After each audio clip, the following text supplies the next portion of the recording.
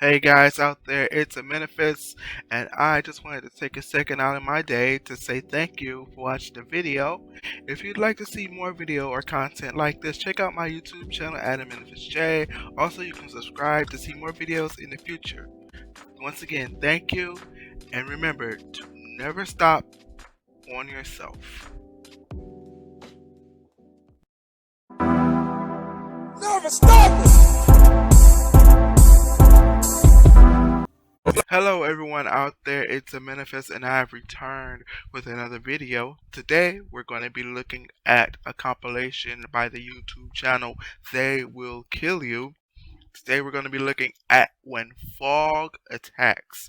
Now, it's very interesting what They Will Kill You does as a YouTube channel. They compile a compilation of the simplest things, anything from this marker to human beings to simple things in the environment. They compile it and come up with the weirdest ways that they can kill you, which is backed up by research that they do and different events and things of that sort. They compile it and put it in video format. It's very fascinating and I highly recommend, if you're not familiar with They Will Kill You, check it out, subscribe to their channel, and then subscribe to my channel. But without further ado, we're going to check out They Will Kill You.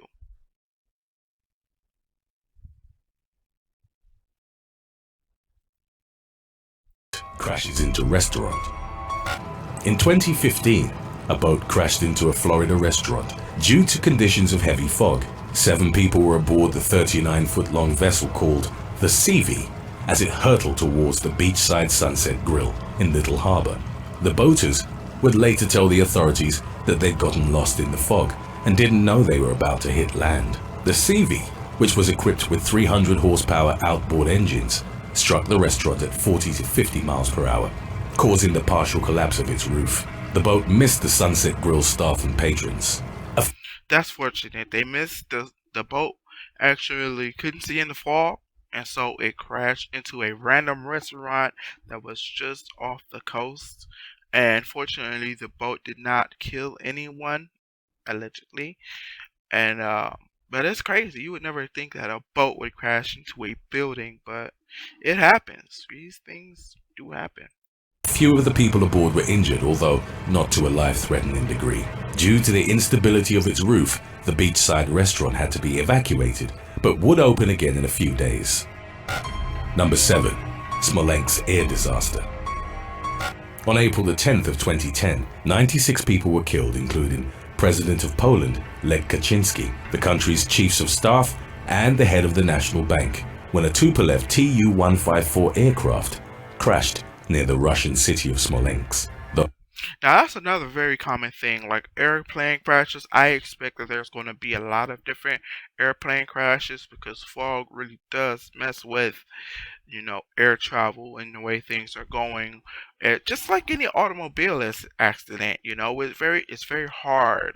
And you would think, well, the planes in the sky is really affected, but it does. It affects it more than you think because although aircraft have radar and different things of that sort, they really do need their vision, their eyes for certain cues, certain pinpoints to get to where they need to be to stay on course. So when situations like this, something as simple as fog could mean absolute devastation. That's why a lot of times you would see different at different airports or in different mornings and that sort, the flight would be delayed due to fog.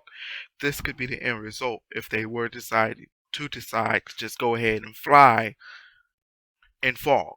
Those on board were flying in to commemorate the 70th anniversary of the Katyn massacre, in which the Soviet Union had ordered the execution of 22,000 Polish military officers. The pilots were trying to land at a former airbase in conditions of thick fog, but visibility reduced to about 1,600 feet. The Tu-154 descended far below the required approach path. The crew reportedly lacked the training necessary to fly in adverse weather conditions. The command to level the aircraft into horizontal flight reportedly came 10 seconds too late. And that's the thing about air travel as well. Like every foot, every second counts, especially when you're handling such heavy machinery and there's lives on the line. You could say, well, 1,000 feet, that's not a lot, but when you're traveling and on an aircraft where everything is down to the 0.100th of an inch, it could make a difference. Like I saw another video where a small boat, no bigger than this piece here, no bigger than this headset, this earpiece, caused the crash of an aircraft, and hundreds were killed just because of one boat not being in place. So every little bit counts when they're traveling. When the Tu-154 was already about 46 feet from the ground below, it started hitting trees, one of which tore a large chunk off the left wing. A few seconds later, the airplane became inverted and struck the ground, first with the left wing and then the nose. Impact forces in excess of 100 G instantly killed everyone on board. Number 6. Terrence Avery Green. In 2015, a Georgia police officer was killed in the line of duty. That's another thing. I just want to take a second to shout out all of the brave men and women of law enforcement, armed forces. I really just want to thank you because you all do the task that most people like myself aren't capable, willing, and able to do. A lot of people like to give you flack, but I think that is brave that you're able to go out there every single day and put your necks on the line and put your lives on the line. And there's people out there that really don't like you, and like I've seen stories of random people just ambushing officers and killing them just because they're in blue. So I just want to say thank you to all of you. I like to give a special shout out. I really appreciate you. And just thanks for keeping us safe. By an intoxicated gunman. A 911 call placed at 12:43 a.m. reported that a man was banging on doors in a Fulton County neighborhood while firing a long-barrel gun. 48-year-old Terrence Avery Green, who'd been on the job for 22 years, was among the responding officers. They arrived at the scene, but were forced to look for the suspect through dense fog. The shooter, identified as 42-year-old Emmanuel Mengesha, took advantage of the limited visibility to ambush the officers and opened fire on them.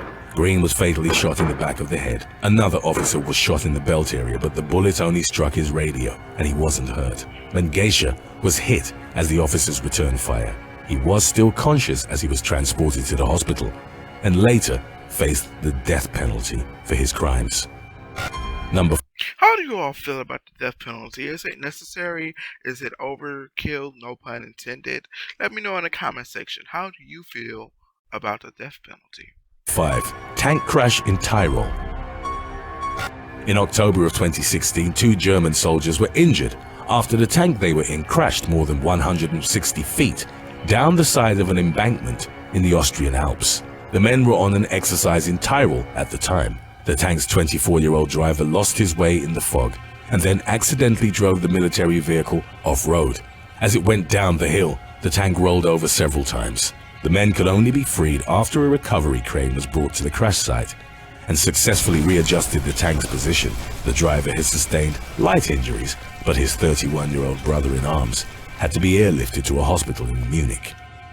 That's crazy. You wouldn't expect a tank to crash, and make such a big fumble such as that, but apparently they do.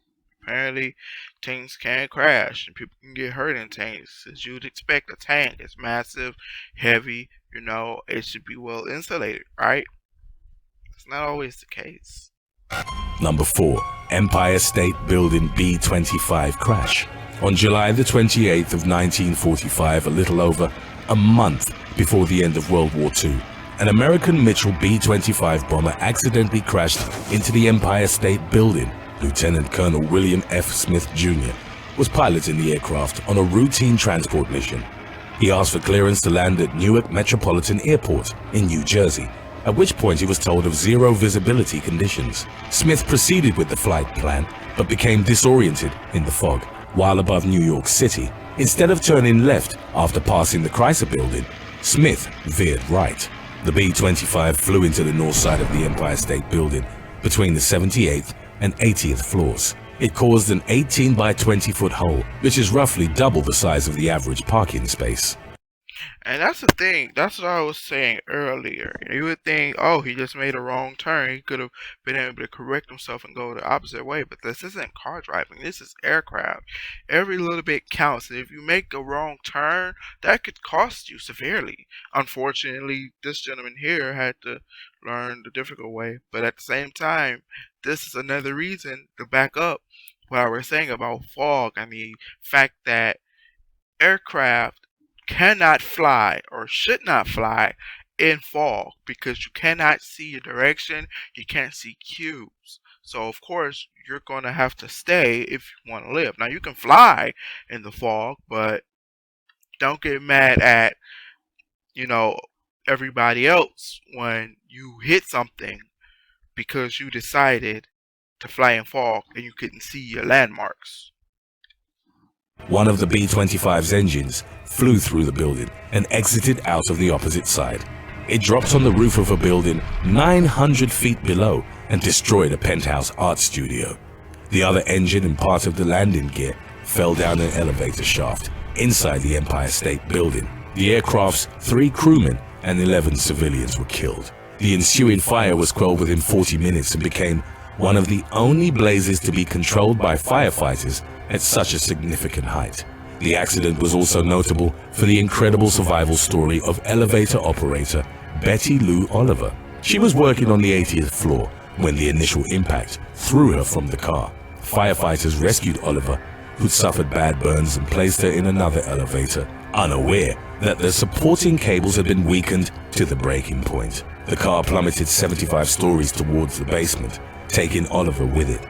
Remarkably, the woman survived the tremendous drop and was rescued from the debris with a broken back, pelvis, and neck.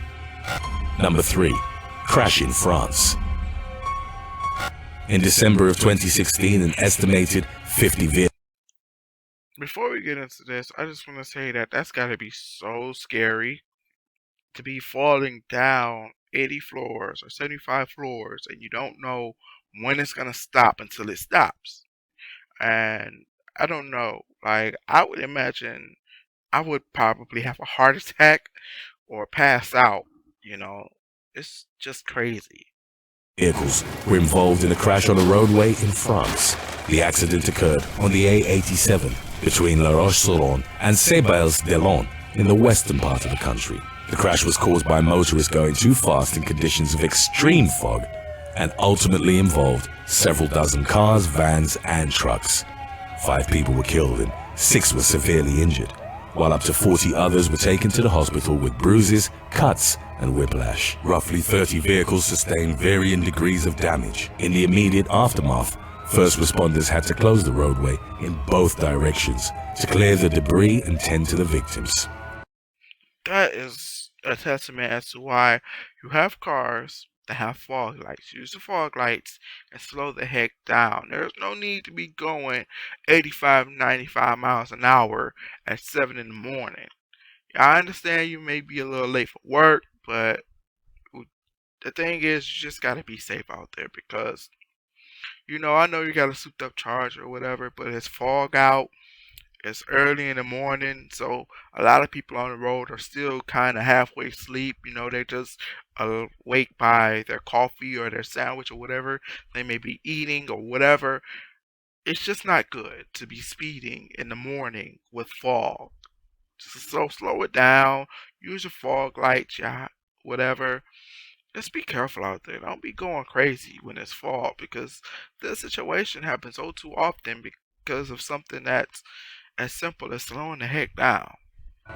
Today's topic was requested by Ninja Turtle 123. If you have any other topics you'd like to learn about, subscribe and let us know in the comments section below. Do subscribe. Number 2. 2020 Calabasas helicopter crash. On January the 26th of 2020, a helicopter crash in Calabasas, California, killed retired NBA superstar Kobe Bryant. May Kobe and Gianna Bryant rest in peace, and as well as all of these victims of this crash. I still remember where I was. I was actually at home when I heard about it. but it was terrible. It's a great father, great daughter, and all these people who I assume are wonderful and great people, they died flying in fall. And his teenage daughter Gianna, along with 7 other people. The 1991 Sikorsky S-76B helicopter, piloted by 50-year-old Ada Saboyan, departed from an airport in Orange County. The passengers were heading for a game at Bryant's Mamba Sports Academy, where he was due to coach his daughter's team. Thick fog had been reported that morning, and even the LAPD had grounded their helicopters. Even though he wasn't qualified to fly in such conditions, Saboyan chose to take off due to what officials would later suspect was self-induced pressure to please his famous client. At one point during the flight, according to an investigation by the National Transport Safety Board, the pilot experienced spatial disorientation in the fog. See, that's touching back aircraft and fog. Like, imagine if I understand he would have been late and everything would have been messed up. He'd have probably, I don't know what would happen with that. Maybe got fined or something. I don't know, but it would be here today if they would have just paid attention to the weather conditions and took it serious. They think, oh, it's just fog, it's nothing, but this is the result of it. It's very unfortunate. It's very sad, but what if they would have just drove? What if they would have just waited until the fog cleared? Maybe called up somebody else who was closer to coach if possible, and just, it's just tough. At 9:45 a.m. in his last transmission, Saboyan had told flight control that he was climbing above the cloud cover. Seconds later, the aircraft veered left and started descending rapidly at a rate of 65 feet per second. It then crashed into a hillside at over 180 miles per hour, killing everyone on board. In the aftermath, many people from around the world expressed condolences and feelings of regret towards the tragedy. Number 1. Tenerife Airport Disaster. The deadliest accident in aviation history, with 583 fatalities, occurred on the 27th of March 1977 at Los Rodeos Airport in Tenerife. The airport was severely congested at the time after a number of flights had been diverted to it. Doesn't that sound familiar? Like all these people complaining about, what airliner was that? Was that United? I think it was United or American, one of those. A lot of flights were grounded due to weather conditions, and people are complaining about it.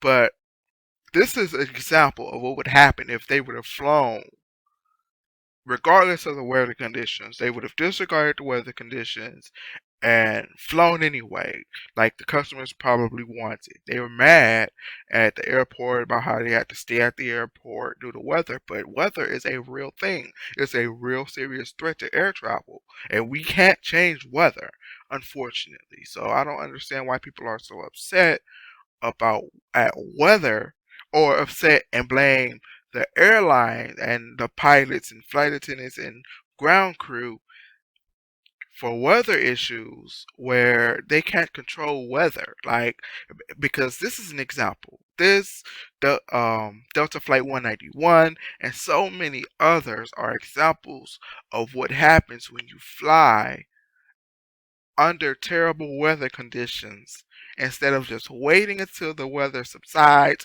Yeah, it may throw you out of hundreds of thousands of dollars. Yeah, it might mess you up. Yeah, you might be late for your interview or your wedding or your celebration or unfortunately your funeral, but at least you'll be alive to make the next celebration, the next day, the next meeting, the next celebration, unfortunately. But parked planes had blocked the taxiway, forcing those taking off to maneuver directly on the runway.